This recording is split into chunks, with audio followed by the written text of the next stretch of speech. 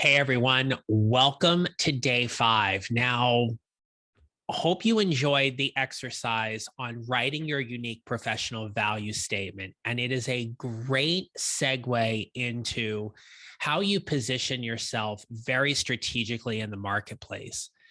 Now, one of the things we know is that your resume and LinkedIn have to accurately reflect who you are and what you do in order to help you with that. It is why I stress knowing your value first before we even talk about your resume or your LinkedIn.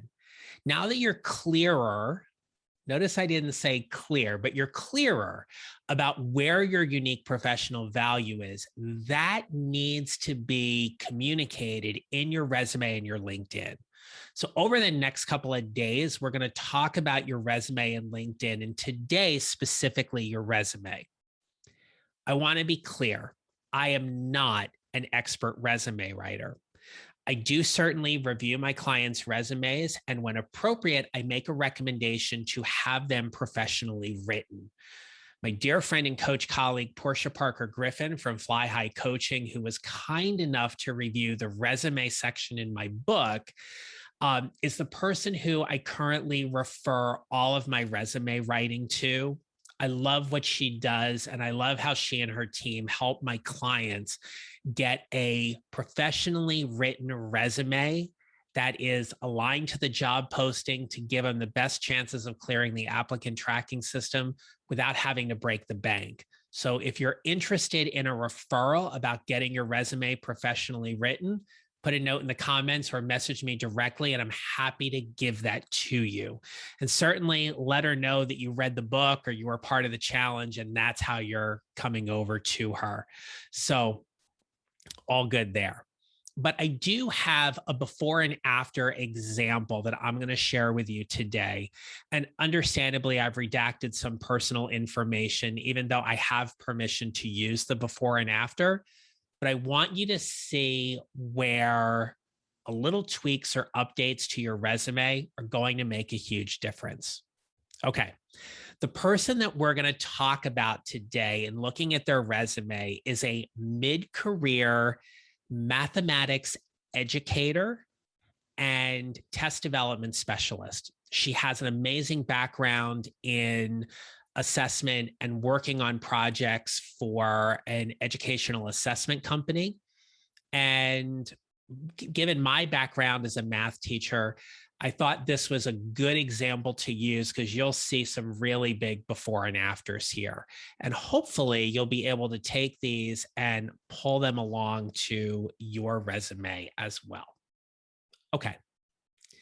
So here's where her resume came to me first.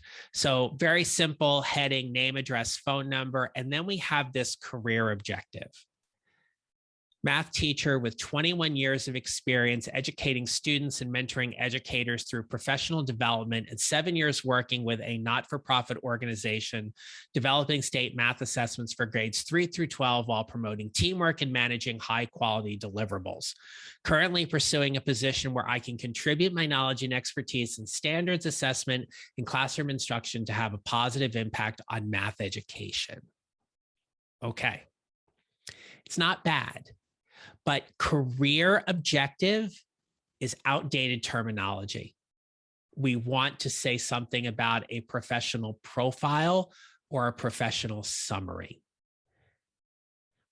Again, this is a great place for you to use your professional value statement and why that professional value statement is of interest to a future employer. Now, the next thing that she did was she included her education right up at the top. And the biggest no-no here is including your graduation dates. They are a great way for someone to determine how old you are. Look, we're not going to lie on a resume, but we're also not going to give them things that are going to put pieces of the puzzle together that may put you at, very sadly, a disadvantage. Ageism works both ways, whether you're younger or you're older, whether it be for the position you're applying to. So let's face it, you have the degree, you do not need to put down the graduation date.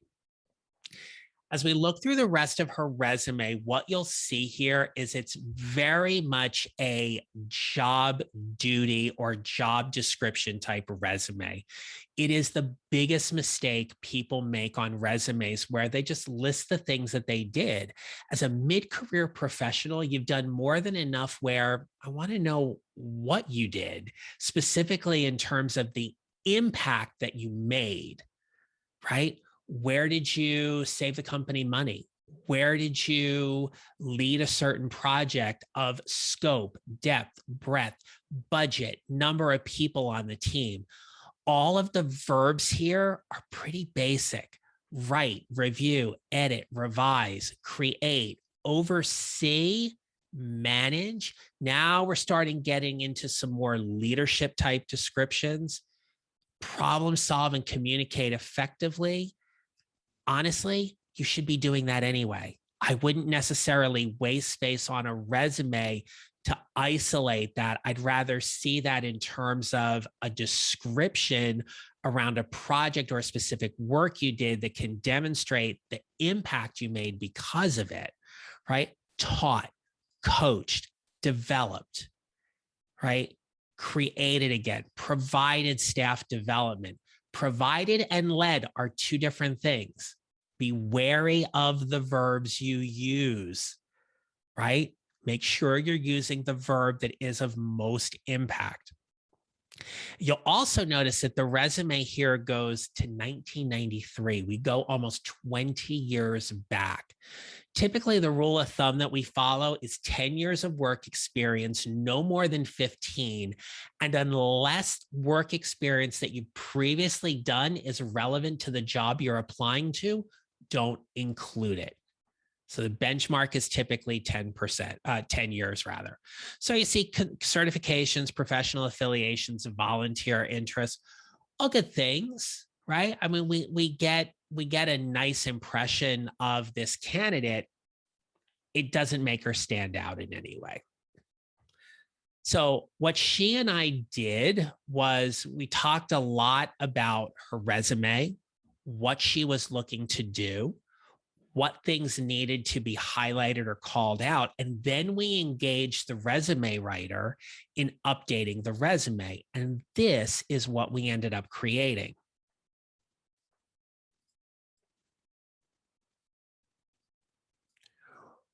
One of the things right off the bat you will notice is that the format is completely different.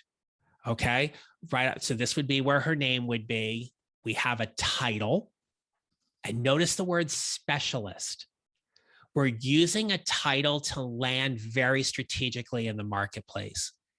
Email, LinkedIn URL, make sure that LinkedIn URL is personalized or customized to who you are. Phone, city, state, zip code, all pretty standard, right? Here's the professional summary. Look at how different this is compared to what she had written before. Innovative mathematics and content specialist with extensive professional development experience within various educational institutions. Analytical professional skilled in successfully enhancing classrooms and online instruction for different levels of education. Notice nowhere in this description do we say 21 years of experience. Collaborative facilitator, continually focused on building relationships and promoting synergy rather, across schools and educational state government departments. Manage the delivery for over 100 large state projects, emphasizing strong communication. And then, look, if there's one thing you could do to your resume that I would strongly recommend is overhaul that top third of your resume. Create a professional summary or profile that is very dynamic, that ties in with your unique professional value, and then highlight these areas of expertise. All this is a table with the grid lines taken out. Typically, I like to see 3 rows by 3 columns or 4 rows by 3 columns. But look at the things that are here. I do not want to mess up this formatting. Okay, but you'll see what's written there. All right.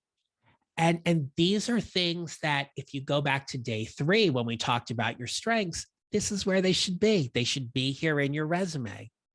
Okay. And then we get to the professional experience. And this statement right here was relevant to the company or organization where she worked, right? We have the job title, we have a description. Notice we got rid of the bullets and created a narrative. It's a very professional looking, conversational type tone in all of this. And then we highlighted a key accomplishment. Key accomplishments or achievements on your mid-career resume right now are huge. It's going to draw the reader's attention to what is the impact you've done where you've worked in these places. Additionally, anytime you can call out a data point, right? Like you'll see here, effectively coached up to 15 students for the Skills USA and Math League, furthered professional development for all staff members, engaging with 20 local businesses to provide relevant learning experiences to students. We now have a data point that gives some magnification to exactly what it is. If you currently have 2 or 3 direct reports, you call that out just as much as you would if you had 10 or 15 direct reports. Giving a data point gives us a sense of the scope, the breadth, the impact of what it is that you've done. And you'll see that this format is pretty much throughout her entire resume. We have the name of the company, the year she served, the little statement underneath that's right here, okay? The title, the description, the key accomplishments. That's what I'd like to see in your resume, because the narrative also makes it much more applicant tracking system friendly. I talk about that in the book. Essentially, it is the artificial intelligence that's going to compare your resume to the job posting and give you a score. That score is something we'll never know in terms of the match that's going to actually pull your resume to be seen in front of a human being, a representative from HR or the hiring manager. And then they're going to make a decision as to whether or not they want to call you for that initial interview or invite you to that initial interview. And I'll just scroll here so you can see the rest. Everything stays the same. This part to me is beautiful, right? It includes all the education and training without listing the dates of when she graduated.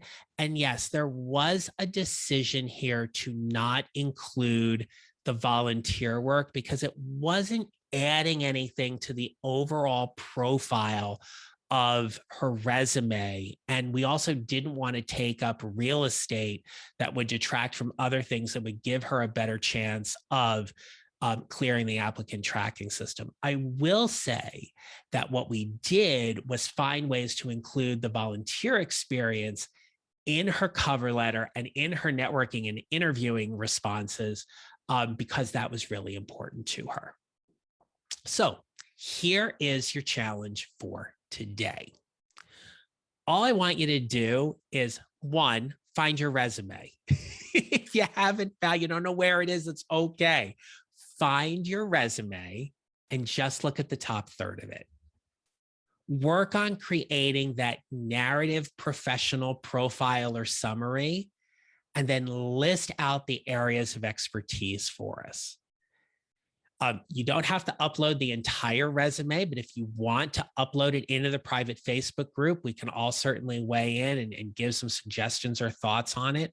Happy to take a look at that as well.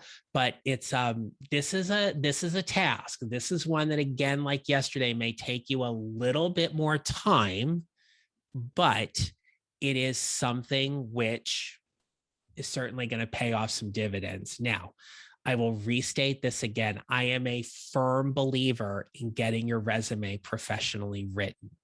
Here's why. When I started my job search to move to Washington, D.C., it was like 2009, and I started looking for jobs within the federal government, I was struggling trying to do the federal resume. At the time, it was a very different format, and I thought, well, I'm smart, right? I have a master's degree. I should be able to do this. I'm a teacher. I'm a professional development specialist. This is in my wheelhouse. It wasn't. And I was talking to a really dear friend of mine, and she said to me, John, why do people hire you to tutor their kids in math? I said, well, I'm really good at it. And she said, great. She said, are you a professional resume writer? I said, no. She said, well, stop being so damn cheap and pay someone to write the resume because I don't want to hear about this anymore. And I was really shocked at how she phrased that to me. And I thought, I'm being cheap. I'm being resourceful. It was just taking me way too much time. So I did. I paid somebody $850 to write my federal resume for me. Now, I will tell you that Portia charges far less, and a lot of other resume writers charge far less than that. Okay. But here was the thing. I never got a federal job from that resume. But when I looked at the 15 pages that were there for my resume, I was able to take the guts of that resume, the foundational, seminal pieces of that resume, and create a resume that I use to get me every job after that. So my job at DC Public Schools, my job with the state superintendent, my job with the educational nonprofit. So that resume got me the next 3 jobs until I launched my coaching practice. It also saved me a ton of time. So if you're having any questions about getting your resume professionally written, or if it's worth it, definitely message me about that or post in the private Facebook group. It is one of the best investments you'll ever make. It is why when I'm currently working with my one-on-one clients, I include that as part of their package, because as I often say, when you have your resume professionally written, you then know how to play. And when you know how to play, you can play far differently and far more competently and confidently because you feel like you've got all the necessary things behind you. All right.